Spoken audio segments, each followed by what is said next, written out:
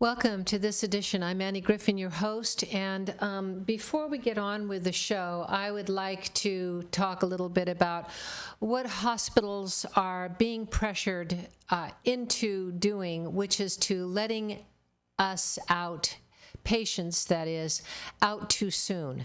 You've probably all heard this rhetoric that, oh, the day that of your operation, it's very, very healthy to get up and walk around. That's the new mode. Well, guess where that's coming from? It's coming from the insurance companies.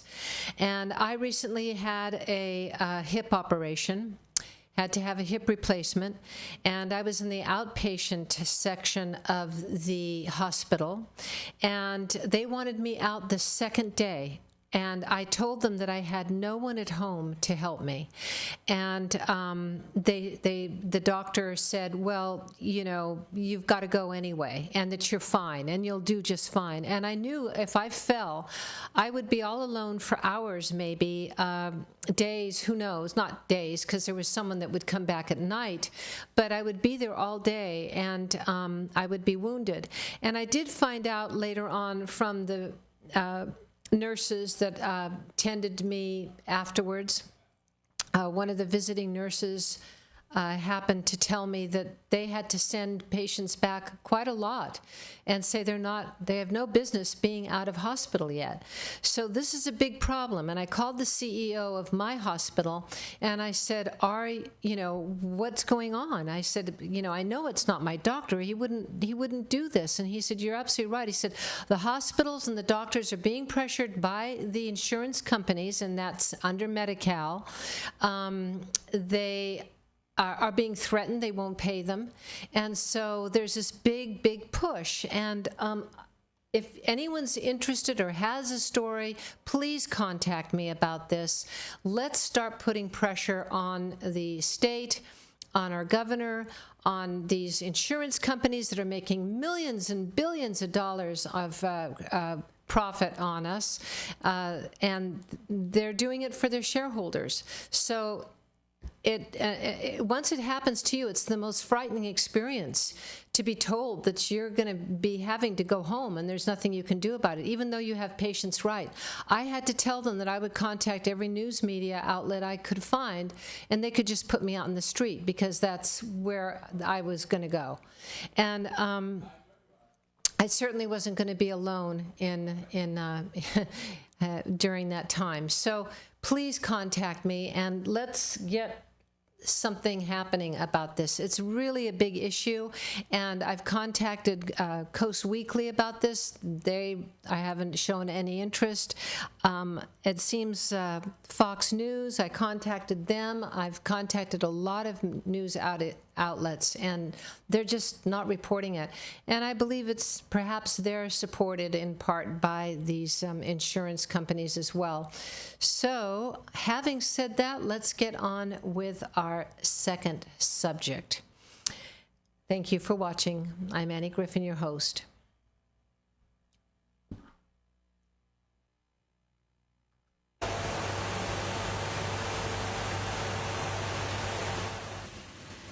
NAVES is an organization that is trying to stop unnecessary and indeed all animal testing, because all animal testing really is unnecessary. And terrible mistakes have been made because animals do not react in the same way as we do to different drugs. Yet dogs and beagles are used relentlessly. This is a billion-dollar industry, and the researchers want to stay in business and employed, and the people that supply the dogs want to stay employed and make their money. And so it's just a revolving door of terror and abuse that is unnecessary. And if you go to the naves.org site, they're a nonprofit organization.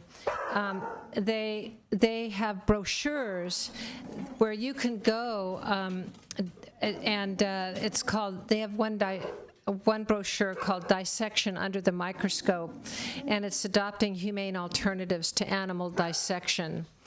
And You can go to NPC. I know that they still dissect frogs and things like that unnecessarily. There's all kinds of incredible new tools in which they do not have to teach the students on live animals. And the high cost of dissection wastes a lot of our tax dollars. The cost for alternatives can range from zero, such as the Free Knaves Dissection Alternatives Loan Program, to hundreds of dollars of sophisticated models or computer programs. And because they can be used over and over, the initial investment of purchasing alternatives is much more cost effective than purchasing dissection specimens.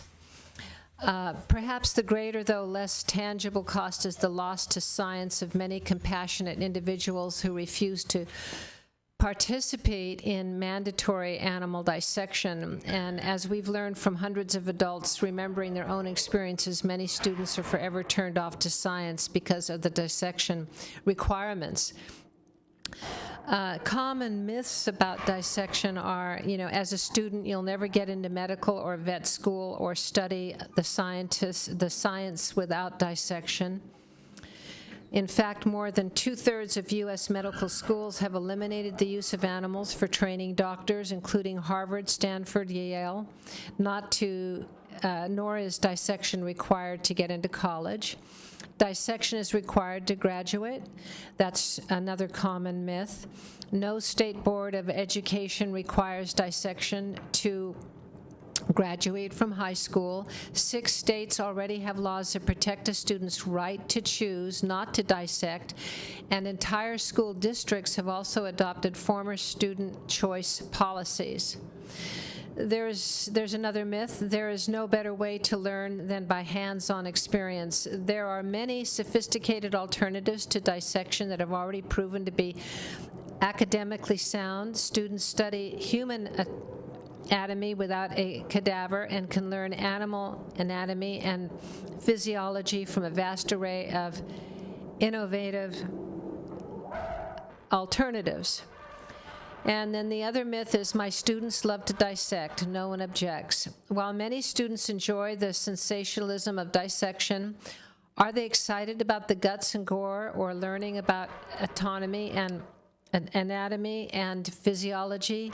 This is an impressionable age when how students are taught is as important as what they are taught.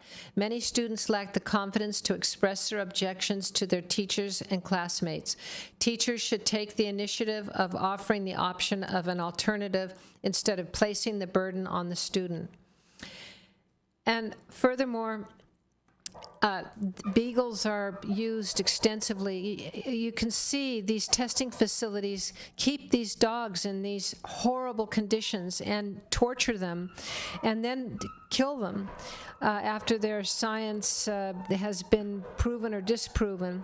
These little dogs are so lonely, calling out for help, and you would think that they'd provide at least, some green grass and some open air and something. But these laboratories are just, in my opinion, as you can see, bent on torture, and they don't care. And that's the torture, is that they don't care about these animals. They don't care about their feelings, that they're being hurt. So please go to Knaves and become a member, and go to your colleges if you're a student and protest if they're dissecting these animals. Protest and stop it. If 2/3 and the greatest colleges in our nation, Stanford and Harvard and Yale, can give up animal testing, so can these lesser colleges. Thank you for watching. So sad to see these little dogs. They anticipate the human love. They want human love so badly, and they wag their little tails and are taken in to be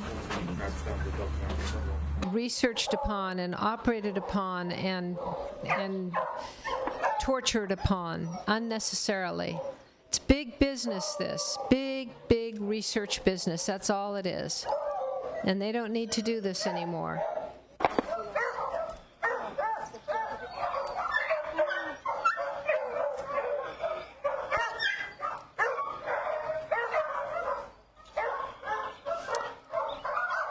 And then they put him to sleep after they've done their hideous experiments on him. We're all calling for help. Please help us. Please save us.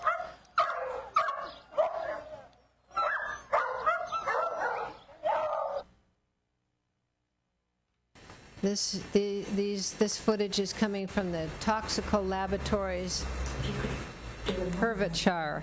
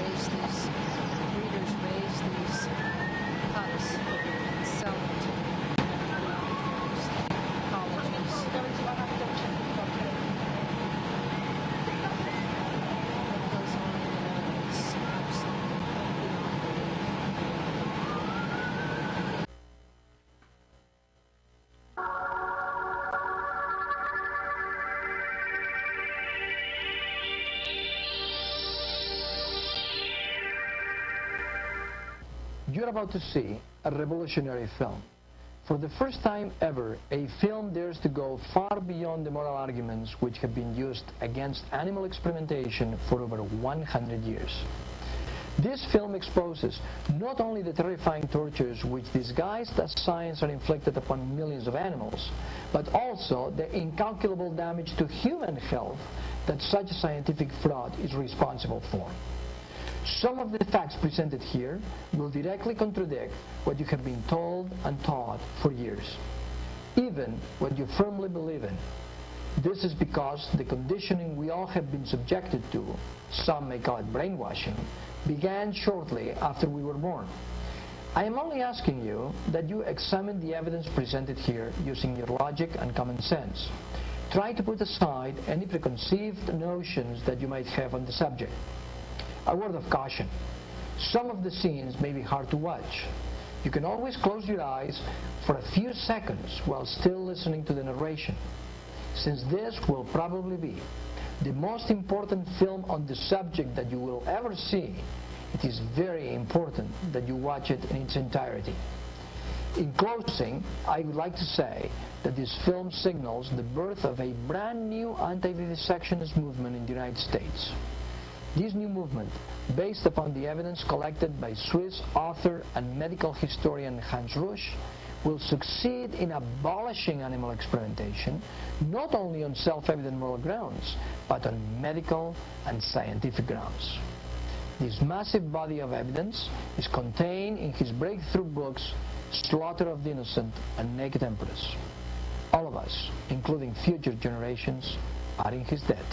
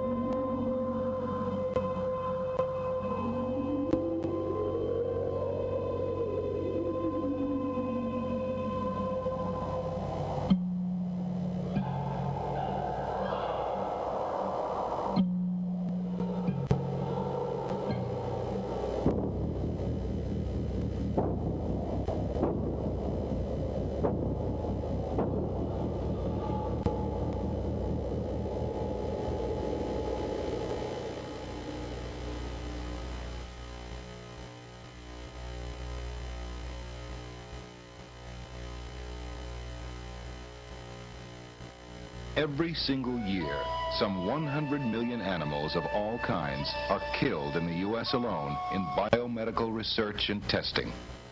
These animals are used by universities, hospitals, pharmaceutical and cosmetic companies, industrial complexes of all kinds, and by NASA and the military. The number of animals used by the military is unknown and thus is not included in the 100 million figure. The military tests all weapons, including atomic bombs, on live animals. Animals are also used as surrogates for man in warlike situations. The evidence gathered in this film will prove that animal research is not only a self-evident crime against animals, but also a crime against humanity.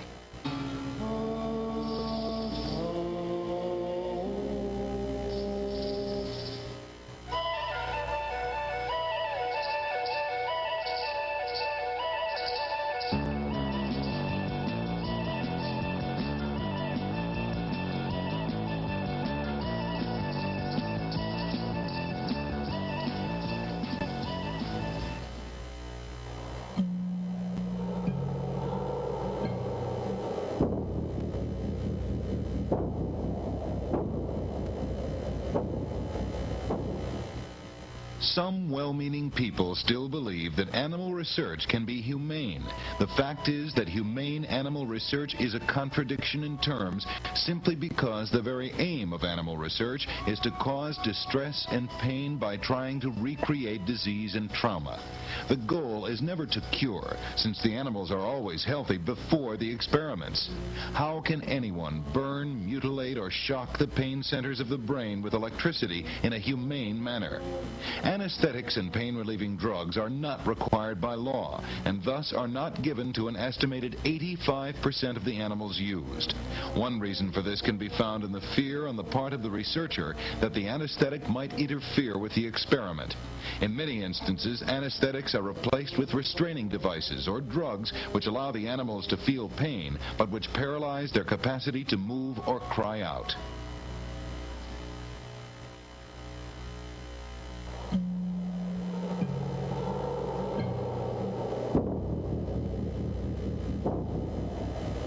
Have you ever wondered why high school students are forced to dissect animals?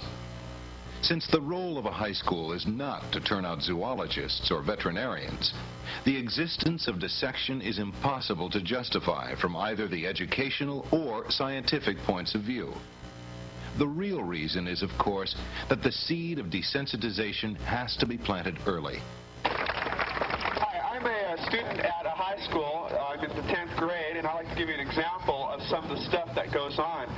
In one of our classes, cellular biology, which you don't have to be a brain to get into, they just recently carried on one experiment with frogs. The object of the experiment was to prove that their digestive tract still works after they are brain dead.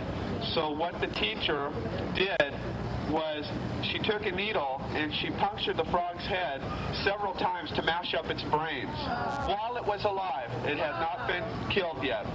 And then they opened up the abdomen of the frog to observe it still digesting the food. First of all, it's quite obvious that this type of thing is just completely ludicrous. And furthermore, who cares? Who cares? Dissection is safely shrouded from criticism behind such sacrosanct names as science, biology, life sciences, and lab skills.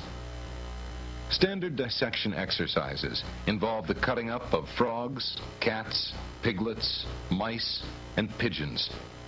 Students are also encouraged to participate in science fairs, where they compete against each other for prizes. Some of the projects entered at these fairs are full-fledged vivisectionist experiments involving live dogs, cats, and monkeys. These experiments are conducted by students in their teens.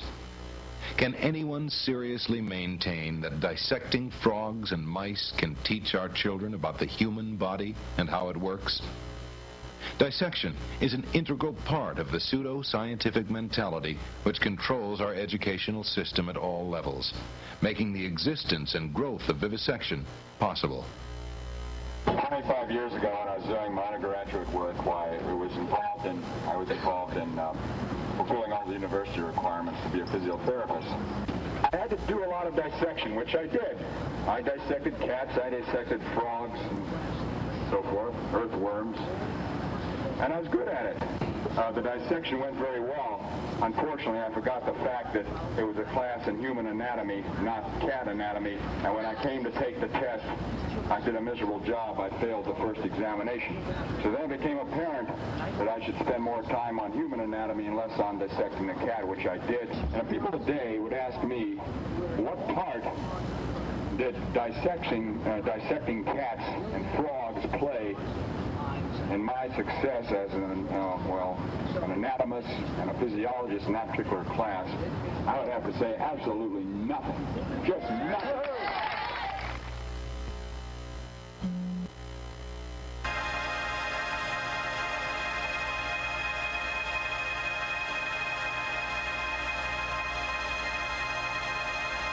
Every year in Britain, around 3 million animals are killed in vivisection. Many millions more are killed as surplus.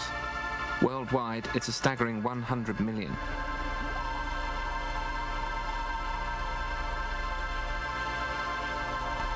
Scientists say they don't suffer.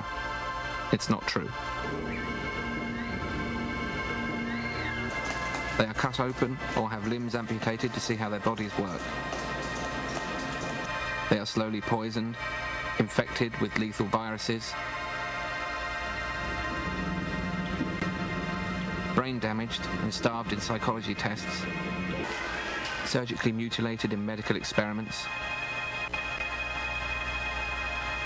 Why such suffering? They claim it's to ensure the products we use and the things we eat are safe. And they say we'll die from terrible diseases unless animals are used to find cures.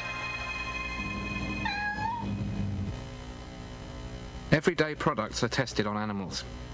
It's called toxicity testing, which means poisoning. There are no anesthetics to stop the pain. Products are sprayed, injected, or force-fed to animals and the effects monitored, for months even. This is the Draize test, used for testing chemicals. Rabbits are used because they have big eyes and no tears to wash away the chemicals, or the pain. Most experiments are done without anesthetics, and there's no guarantee of painkillers when the animals come round. Even when they are anaesthetised, it's often not done by a professional anaesthetist.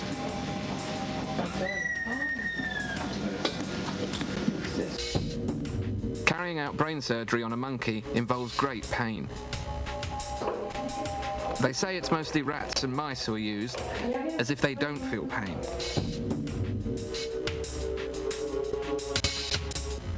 In fact, many different animals are used.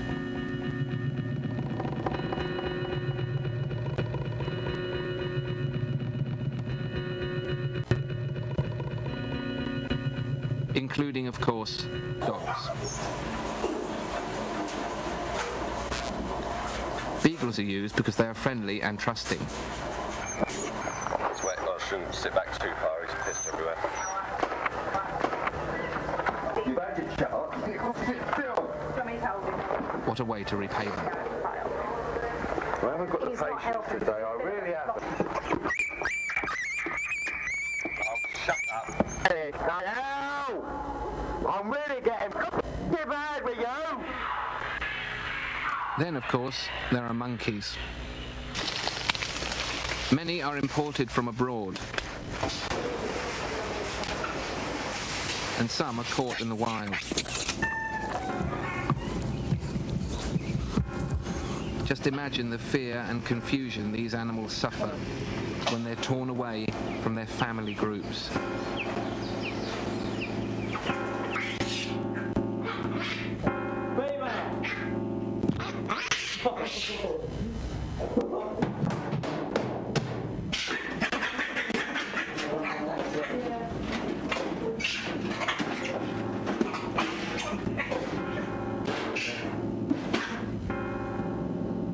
These barren in cages are the only home they'll know until they are experimented on and killed.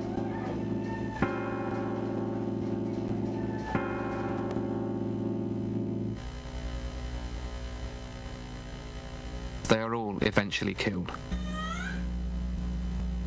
Not all researchers are deliberately cruel. They become hardened, and the animals become little more than research tools. She doesn't look the least bit amused. There she goes. There she goes. She's on TV. Oh my God. Holding her monkey. Look, yeah! Oh, go. Take the cat. Regulations aren't enforced, and the main purpose of the law is to protect researchers from being prosecuted for cruelty, not to protect the animals. I think some people have asserted that animals don't really feel pain as an argument for doing experiments on them, but that has to be classed as nonsense. They have all the biological and physical characteristics in place that I have for pain, and they have the chemoreceptors there that can do the job, so I'm sure they feel pain. I feel that doing animal experiments, inflicting pain on animals, must have a desensitizing and a brutalizing effect on people. Despite this, none of us protested for a moment when a rabbit was battered to death in front of a class. And this had a very subtle and I think very damaging effect on us as future doctors. I don't think the science is very sound. I don't think that the morals and the ethics have been worked out as well as they should have been. And to think that animals are lower than we are and therefore we can do what we like is a very troublesome argument.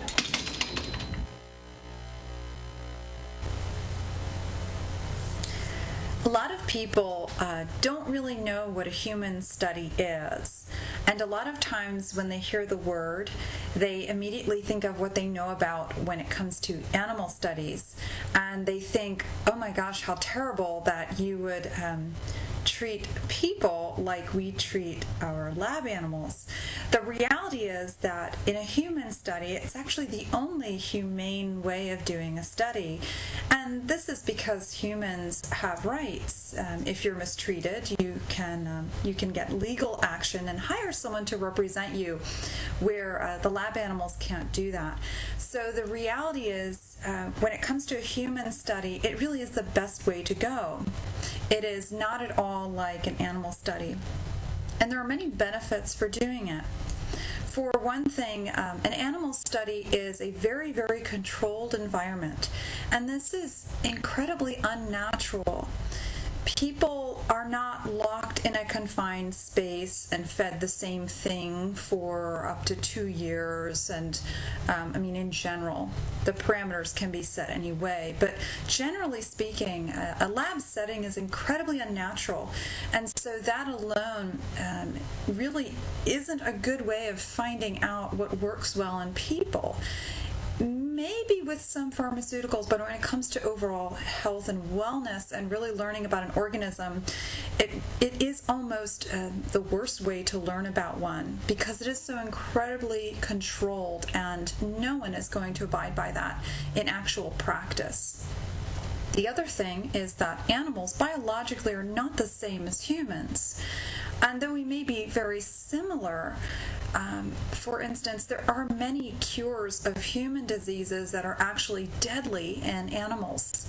And that's a perfect example of how you can easily understand where vice versa would be very dangerous for people. And this happens also. There are plenty of animal studies that are proven safe in the lab, and yet in practice we start to see malpractice. We start to see people coming up with extremely bizarre symptoms, very dangerous, and sometimes even death.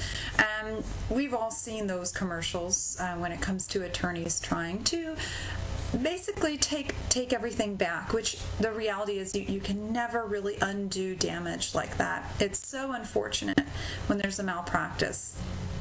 When it comes to a human study, these are individuals that, for example, have a deadly disease that there is no cure for, and so they have nothing to lose, and so they try many different methods to treat it.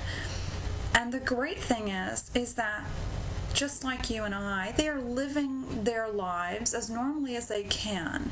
And so it's not a lab environment. It's very realistic to what someone would expect when they're getting treatment. Of course, it depends on the disease as far as what they can or cannot do, but at least it's comparable to anyone else with the same thing. So in the end, a human study is best for humans because that is what we are. We know it'll work because it's been tested. It also is the most humane method because people have rights and animals don't, unfortunately. And on top of all of this, it really is just the best way forward. You're learning about the organism itself. These are people who are already looking for a cure for themselves, who are testing and pushing boundaries that you just wouldn't get in a lab from an animal. And we're not rats, mice, rabbits, cats, dogs. We're just not any of these animals. We're not these things. We can be similar, but we're not the same. You know, if you have a dog or a cat, there are certain things that are safe for us, but very toxic for them. Perfect example of why animal studies are just not conclusive when it comes to human ailments. Thank you so much, and I hope this was helpful.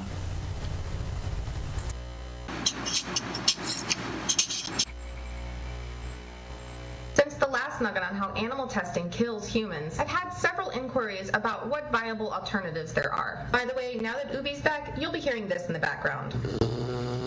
Now, animal testing isn't just dangerous for humans, completely ineffective in producing any scientifically viable result, and totally driven by greed, but it's also not the only option. During a government meeting about funding for research, former U.S. National Institutes of Health Director Dr. Elias Zerhouni admitted that experimenting on animals to help humans has been a major failure. He told his colleagues, "We have moved away from studying human diseases in humans. We all drank the Kool-Aid on that one, me included. The problem is that animal testing hasn't worked, and it's time we stop dancing around the problem. We need to refocus and adapt new methodologies for use in humans to understand disease biology in humans." Stated most simply by Drs. McLennan and Amos, there is no doubt that the best test species for man is man. So what are the alternatives? I'll be pulling a lot of my information from the Johns Hopkins University Center for Alternatives to Animal Testing. Now, we don't have time to cover all of the alternatives, but here are the basics. There are three main categories. The first is sophisticated tests using human cells and tissues. This is known as in vitro methods. Then there are advanced computer modeling techniques, often referred to as in silico methods. And third, there are studies with human volunteers. These and other non-animal tests are not hindered by the species differences that make applying animal test results to humans difficult or impossible. And they usually take less time and money to complete. So here are some examples of in vitro testing. Harvard University's Weiss Institute of Biologically Inspired Engineering has created organs on chips that contain human cells grown in a state-of-the-art system to mimic the structure and function of human organs and organ systems. The chips can be used instead of animals and have been shown to replicate human physiology, diseases, and drug responses much more accurately than crude animal experiments do. Artery on a chip has been used to study heart disease. Canadian scientists have developed microfluidics chips to enable fragile blood vessels to be studied easily and cheaply. The device will allow thousands of potential new drugs to be routinely screened for their effects on blood vessels. Harvard's Weiss Institute produced a breathing lung on a microchip in 2010. Weiss researchers were later awarded a grant to develop a spleen on a chip to treat sepsis. Now they have produced a physiologically realistic gut on a chip, which enables them to study much more complex interactions than previous cell cultures or animal models. They are currently working on more than 10 different organs, with the ultimate goal of linking them together with fluidic channels to produce a more representative model for testing medicines. Cetox, bought by Ciprotech, developed a method to assess the potential of a substance to cause a skin allergy in humans that incorporates Mattech's epiderm tissue model, a three-dimensional human cell-derived skin model that replicates key traits of normal human skin. Researchers at the European Union Reference Library for Alternatives to Animal Testing developed 5 different tests that use human blood cells to detect contaminants and drugs that cause a potentially dangerous fever response when they enter the body. The non-animal methods replaced the cruel use of rabbits in these painful tests. Now some examples of in silico models. Researchers have developed a wide range of sophisticated computer models that simulate human biology and the progression of developing diseases. Studies show that these models can accurately accurately predict the way that new drugs will react in the human body. And now some examples of research with human volunteers. A method called microdosing can provide vital information on the safety of an experimental drug. Volunteers are given an extremely small one-time drug dose, and sophisticated imaging techniques are used to monitor how the drug behaves in the body. Advanced brain imaging and recording techniques, such as functional magnetic resonance imaging with human volunteers, can be used to replace archaic experiments in which rats, cats, and monkeys have their brains damaged. These modern techniques allow the human brain to be safely studied down to the level of a single neuron, as in the case of intracranial electroencephalography. Yet another alternative are human patient simulators. These are strikingly lifelike computerized simulators that breathe, bleed, convulse, talk, and even die. They've been shown to teach students physiology and pharmacology better than crude exercises that involve cutting up animals. Most high-tech simulators mimic illnesses and injuries and give the appropriate biological response to medical interventions and injections of medication, and have been shown in numerous studies to impart life-saving skills better than courses that require students to cut into live pigs,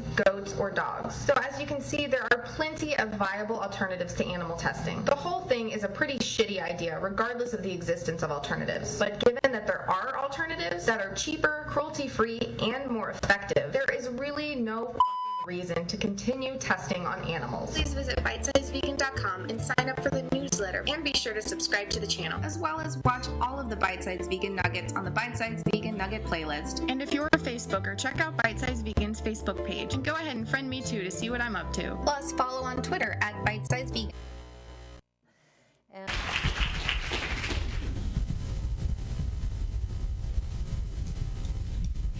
Hello, and thank you for having me. Like Ben said, my name is Sarah Olson. I'm a UW sophomore, and I run CARE, the Campus Animal Rights Educators Club on campus. This talk was inspired by my animal activism at UW, and now I would like to share my idea with you. This is Coco. He was my best little friend for 6 years. From him, I learned the importance of compassion, devotion, and an organic diet, and never to be afraid to ask for what you need, which in his case was lots of fresh veggies and attention, a need he made known by constant chirping the moment you came in the door. Animals like Coco, full of love and intelligence, are used and euthanized in labs regularly. We need more humane biomedical research to save them. A commitment to the funding and development of alternatives to animal research models is vital for these animals. And this is my grandfather. He died 13 years ago due to prostate cancer. He was an esteemed American history professor at Oberlin College, and I wish every day that I could share my college experience with him. People like my grandfather, with endless insight to bring to this world, leave us too soon every day.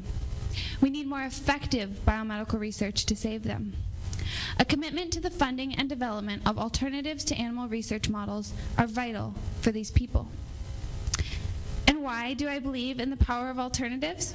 Well, I grew up with photos of mouse brains all around my house. My father is a pediatric oncologist and constantly leaving his research open on the family computer or on the dining room table. And I'm telling you, if you want your vegan teenager to spend less time on the computer, this is your solution. Obviously, my father and I have an interesting dynamic. We have both made great strides in the areas that we feel passionate about. For him, fighting cancer, and for me, fighting animal oppression. And I know we will continue to fight for these things until the day that we die. But what does this mean for our everyday interactions? How do we relate when our interests are so seemingly pitted against one another? We came to the answer recently. We came to the conclusion that there is an urgent and pressing need for the funding and development of alternatives. And we need more effective research models. Currently, 9 out of 10 drugs that proved effective in animal models failed in human clinical trials. And Francis Collins, director of the National Institute of Health's Human Genome Project, admits that animal toxicity tests in the past have been expensive, time-consuming, used animals in large numbers, and didn't always work. We need better models not only to save animal lives, but to save human lives as well. More precise research models have the power to drastically improve and advance biomedical research to the point where we have more reliable and readily available medicines for the people in our lives. And better models are already being created. My favorite example is Harvard's Weiss Institute's organs on chips. These microchips, about the size of a flash drive, are composed of clear, flexible polymer containing hollow channels lined with real human cells. They simulate the microarchitecture and function of living human organs, such as the lungs, heart, and intestines, and hope to one day replace the use of animals in science. The Weiss Institute created these chips due to the fact that it can take years and upwards of $2 million to test single drug compounds. Meanwhile, animal lives are lost and often fail to replicate human responses, as traditional animal models do not accurately mimic human physiology. The Institute hopes to build 10 of these chips, link them together, and mimic whole body physiology. This would allow for real-time assessment of culture tissues, new drug assessment, and toxicity tests. They believe that these chips could be a viable alternative to animal use in the future.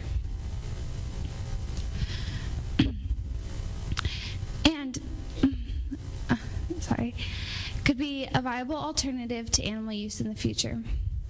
And we should all make the commitment to ask our leaders to invest in alternatives, because medicine plays a role in all of our lives. It's a challenge, but I say we go for it, for the sake of medical progress and for the sake of the countless souls lost in animal research every day. It should take priority to ask our leaders for this, and while it may not happen overnight, it will take years of brain power and hard work, we need to make these commitments due to the fact that the FDA still requires that certain classes of drugs be tested on animals before moving to human clinical trials. It should take priority to to create models so reliable that the FDA can change these regulations. Recently, I began to make a list of ways in which anti-animal lab activism could become more effective and more inclusive to all types of people. First, we have to ditch the evil scientist meets crazy activist dichotomy. It gets us nowhere. We need to leave these stereotypes behind in order for progress and collaboration to be made. A recognition that scientists are equally as passionate about their work as activists are about saving animal lives is vital, and that neither passion is inherently malicious. And furthermore, these stereotypes are often just plain wrong. If all activists are crazy and all scientists are evil, then my family just got way more dysfunctional. And secondly, we need to understand that asking institutional decision makers to shut down animal research programs may feel to them as though they are being asked to put their institution at a disadvantage. If we, as scientists, activists, and citizens, come together and ask institutions for alternatives in addition to a reduction or halt in animal use, we are no longer asking decision makers to solely make an ethical decision, but to make a scientifically progressive decision as well. My hope is that my university will not sacrifice our reputation as a world leader in science, but rather enhance it by investing in alternatives and subsequently reducing animal numbers. Alternatives can and should be a marker of scientific excellence and a goal that all scientific institutions should strive towards. And finally, we have to leave behind the widely believed notions that animal models are highly predictive of what will happen in human clinical trials. This simply isn't true. In any other industry, there would be no tolerance for the low-quality predictions that these models provide, and yet scientists continue to use these models because the stakes are so high in finding cures. It is currently believed that animal models are the best methods available. Let's change this. Let's make the best methods available actually be the best they can be, highly reliable and state-of-the-art. In this sense, a commitment to alternatives is beneficial to scientists, activists, patients, and animals alike. And it's up to us to ask for it. My hope is that my university will commit an annual budget to the funding and development of alternatives to animal research. And my hope is that labs and universities across the nation will follow suit. My hope is that scientists and activists will come together to show the world that animal activism can be scientific progress. and that through these efforts, such reliable alternatives will be created that the FDA will not require animal testing or research under any circumstances. What are your hopes? What are your dreams for the future of lab animals and for finding cures?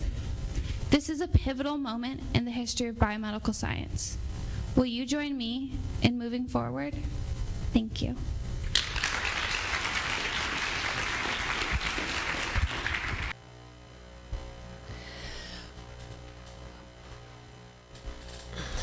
We're now going to talk about fracking in Monterey County. I hope everyone listening here is going to contact their Monterey County Board of Supervisors, because right now they're sort of sitting on the fence about whether or not they should allow fracking. Well, when we have such a drought problem, number one, that we can't even find enough water for our food, for these supervisors to be sort of sitting on the fence because they want to placate the oil industry with fracking is inexcusable.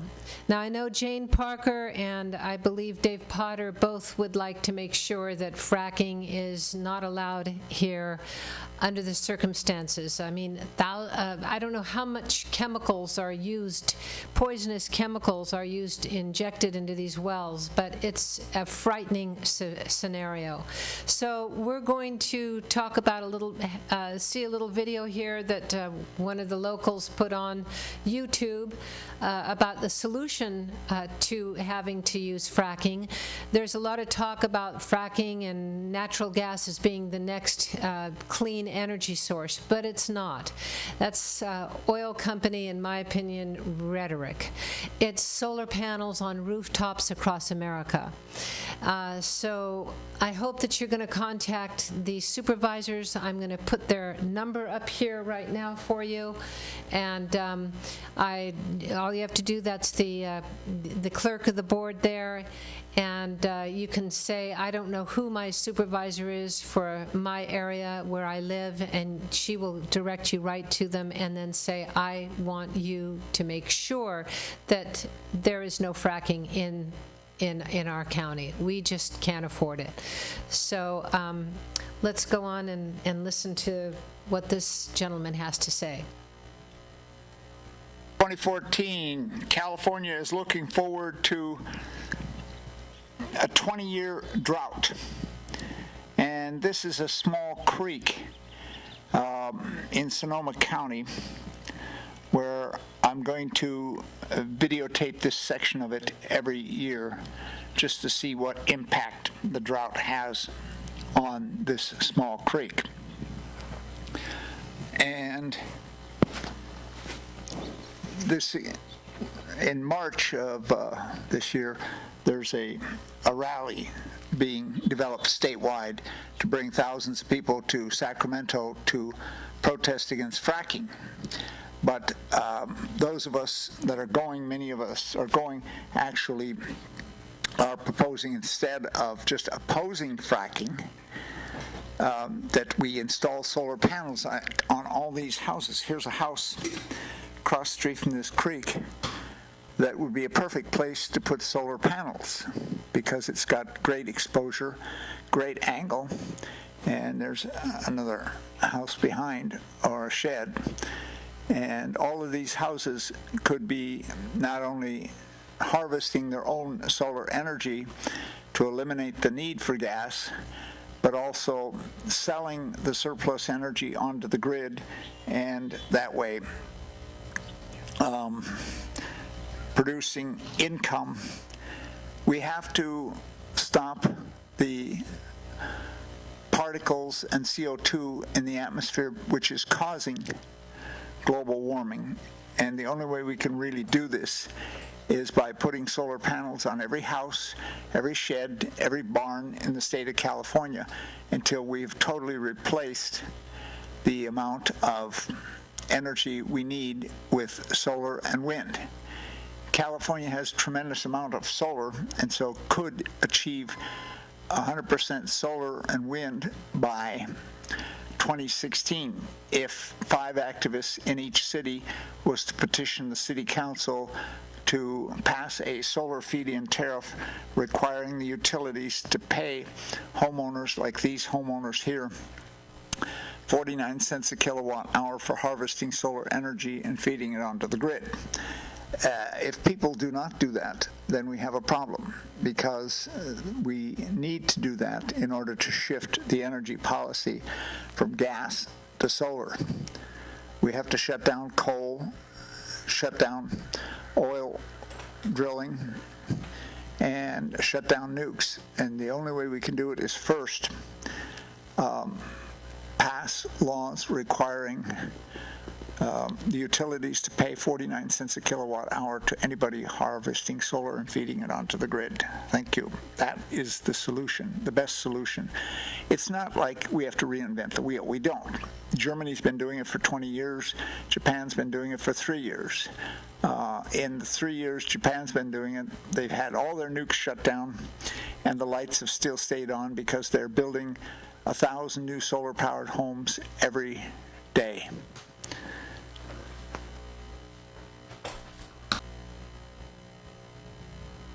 TV, connecting you to the world. Link TV is viewer supported. Watch more at linktv.org. Today on Earth Focus, the risks of natural gas development in the Marcellus Shale, from toxic chemicals in drinking water to unregulated dumping of potentially radioactive waste. Are the health consequences worth the economic benefits? Coming up on Earth Focus. It's called Marcellus Shale, and it contains enough natural gas to supply all U.S. gas needs for 14 years. But gas development here can be a catastrophe in the making. Toxic chemicals and methane gas seep into drinking water. And now, experts fear something worse: radioactive radium in waste products. The gas business may be booming, but at what price for people? Britain's Ecologist TV explores the social and ecological consequences of gas extraction in the Marcellus Shale in this original investigative report.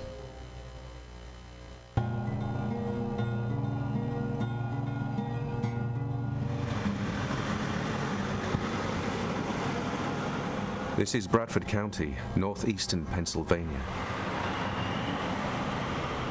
This previously quiet corner of America is now at the center of a rush for natural gas, extracted through a new drilling technology called hydraulic fracturing, also known as fracking.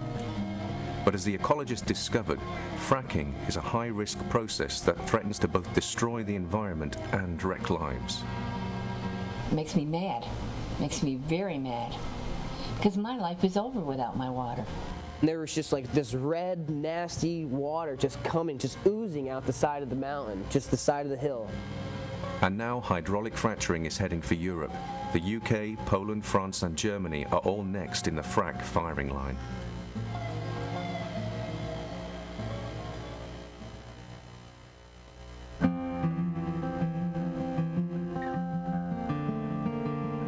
This is a picture postcard part of America, but beneath these rolling hills lies a seam of gas-rich rock called Marcellus Shale. But the shale gas is far from easily accessible.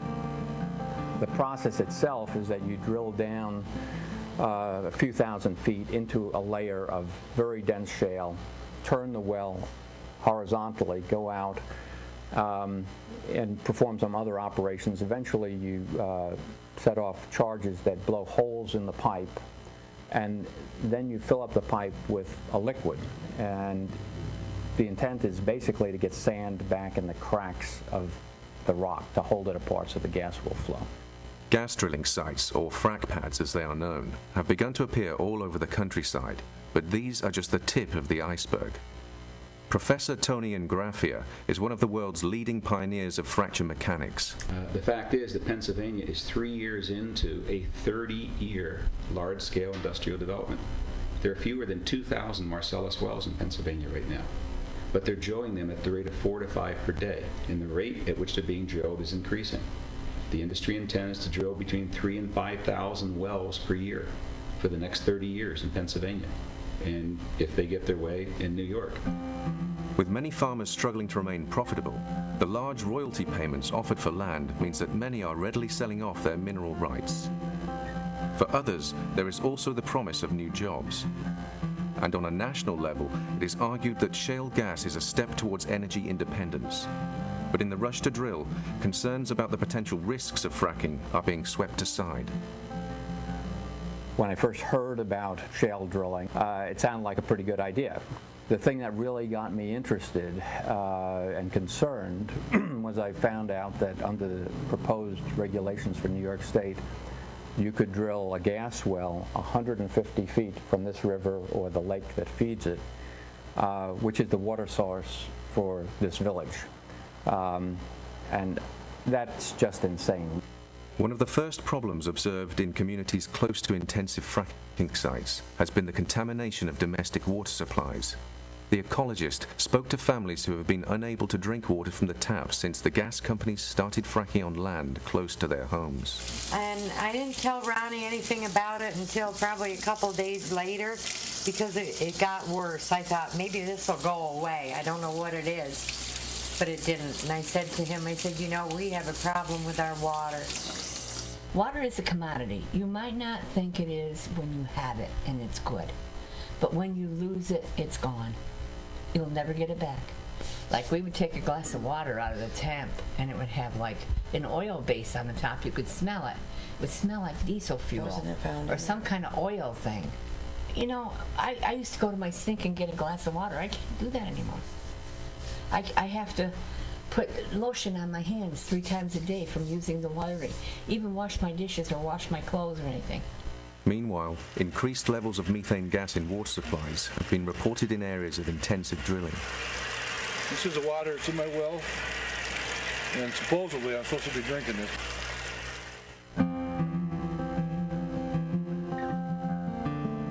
One of the key problems with the fracking process is its reliance upon huge volumes of water that are combined with an array of harmful chemicals. Carolyn Knapp is an organic farmer. I don't believe that they should be allowed to put chemicals into my ground, chemicals that are not allowed by my certification to be put in the ground, chemicals that I feel can do harm to my family, to the people around me, and I feel violated. None of those chemicals are potable. Methanol, hydrochloric acid, ethylene glycol, it's about half of 1% of the fracking fluid is a chemical, or is it really a cocktail of chemicals? And but do the math on that. That means that's 5,000 gallons per well is chemicals, or toxic chemicals that goes in. So if there's 8 wells per pad site, that's 40,000 gallons of toxic chemicals. And we're losing farms far too quickly as it is, and to have one more circumstance that makes us lose the farms quicker is all the quicker that they'll be gone. There will be no more small family farms. The rush for gas has had other effects on the local community. Small towns have become clogged with gas industry trucks. I have to say the days of having a nice conversation sitting out in front of the diner are long gone. Main Street's noisier and louder now than ever as a result of the large trucks that the industry requires. They run nonstop 24 hours a day through town, and yeah, the noise is louder than ever. Whilst the increase in traffic represents an inconvenience for local people, the high volume of trucks point to far more serious problems.